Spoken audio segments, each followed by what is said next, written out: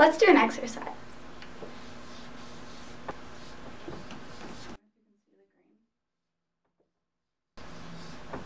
There are many comparisons that can be made between teaching and art.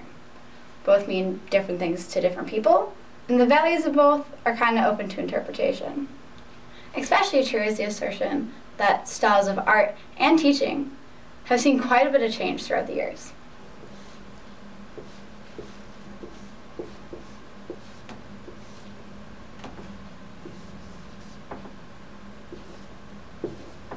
With that in mind, let's explore what it means to be an effective teacher in the here and now. Ironically, in order to understand the messes of today, we must look back into teaching's history. The concept of teaching as a profession is a relatively new thing. In the past, families actually served as an independent unit in the education process. Because families depended on all their members financially, children learned only what they needed to in the family's skill or trade.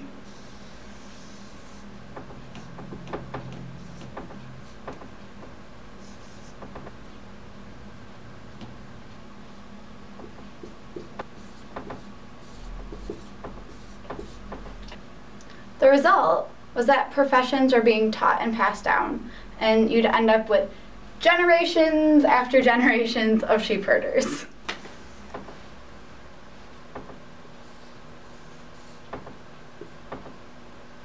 However, as children began to venture outside of the family for careers and financial independence, they also began to need a more general set of skills and knowledge to help them succeed.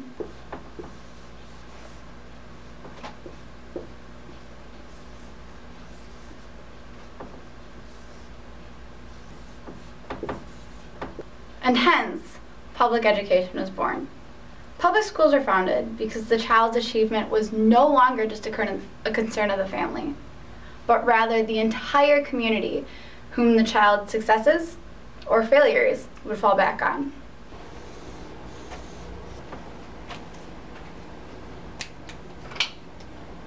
Even then, the child's education didn't rest solely on the shoulders of schools. Schools shared the responsibility of educating the child with the child's church and family. However, with time, the roles of the church and family have changed, causing a shift in responsibility of schools and teachers as well.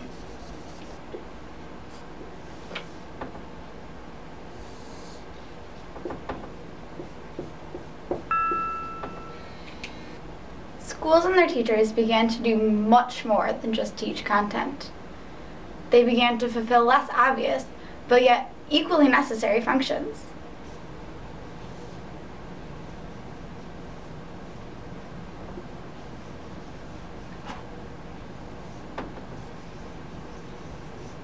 The goals and purposes of schools have never been cut and dry. Within schools, teachers are supposed to embrace all intellectual skills and domains of knowledge. But is this academic purpose of schools to offer basic skills or a college prep? The two tasks have historically been separate, but both are currently being asked of public schools. Teachers are asked to prepare students to function in our complex society, but is that preparation in the form of diversity or uniformity? This question grows increasingly more complex and complicated and important as classrooms continue to diversify. Lastly, teachers are supposed to encourage personal and social development of each and every student. Simple enough, right?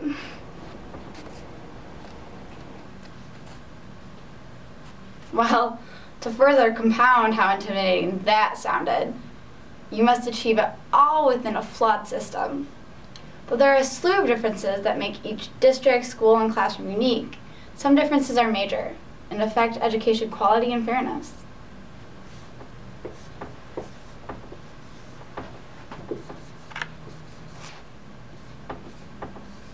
Despite the original intentions behind public education equality, providing a free education up to a given level which constituted principal entry point to the workforce, providing a common curriculum to all children regardless of background, and partly by design, partly because of low population density, ensuring that all children from diverse backgrounds attended the same school. Despite all of that, and partially because of some of that, There are drastic inequalities between and within districts. Inequalities can be in the form of community inputs like per pupil spending, school facilities, quality of teachers. They can be in the form of racial composition or intangible characteristics like teacher morale or teachers' expectations and overall interest in learning.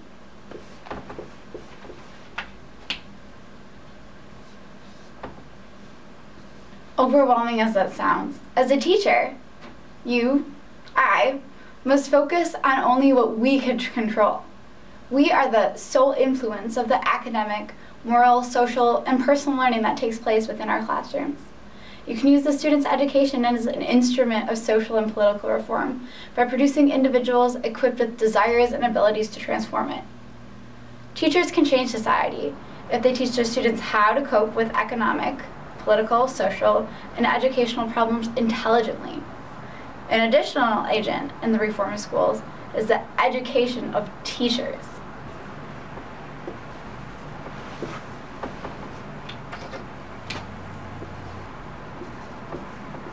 As Peabody students, we are being taught to enhance individual lives, transform learning institutions, build human and social capital, formulate sound educational policy, and foster an inclusive society. We are taught that to be an effective teacher is to understand learners and learning, have a sound concept of practice, begin with initial repertoire, and to have the knowledge of the subject matter. Initiating rich and engaging experiences of learning and going beyond the classroom, having techniques to draw upon, and to know enough about a subject to make it meaningful. That's it. That's all you need. But if only it were that simple. You could just read the framework and then you'd be set. And it would save you 4 years worth of debt and a lifetime of learning. Sorry, that's not the case.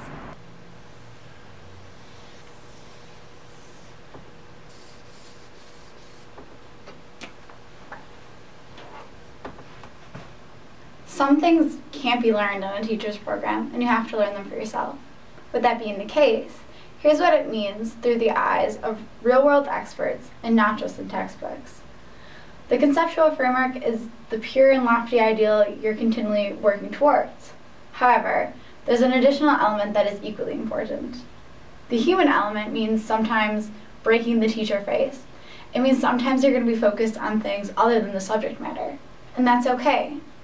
Because it's so important to take time to listen, to build a vested interest, and to let students know that you respect and care for them. It turns out I was on the right track for my baseline. Genuinely caring about your students is still what I consider the most important factor in being an effective teacher. Willingness to be flexible and go out of your way for your kids is key. The component I believe was most true to an effective teacher came at the end in Jack's story, where the student was helped to feel like somebody. Even with the things I got right, I severely underestimated the complications that underlie the profession. I didn't consider all the obstacles in the way of being effective, likely because the role models I had for teachers had made it seem so effortless.